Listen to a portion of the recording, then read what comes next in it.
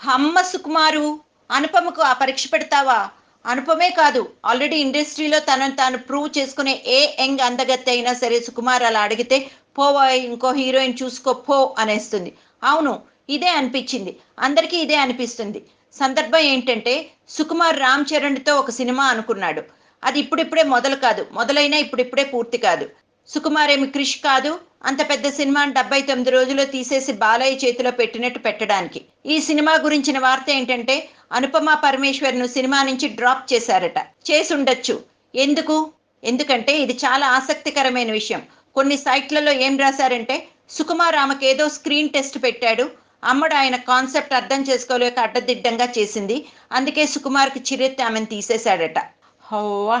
అసలే శతమానం భవతి విజయంతో కిక్కుపుల్లు ఎక్కేసిన అనుపమ ఈ టెస్టులకు అంగీకరిస్తుందా?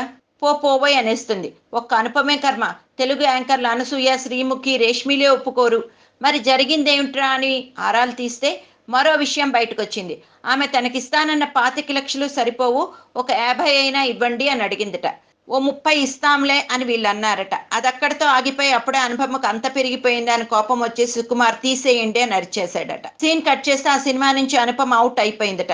దీపం ఉన్నప్పుడే ఇల్లు చక్క పెట్టుకోవాలని, గాలి వీచినప్పుడే తూర్పు రాబట్టుకోవాలని అనుపమ అనుకోవడంలో తప్పేమీ లేదు. కానీ కాస్త ఎక్కువ అడిగి దెబ్బ తినిపోయింది అంతే. ఇదే డిమాండ్తో నాని సినిమా కూడా ఒకటి ఆమె చేయి జారిందని అంటున్నారు పాపం.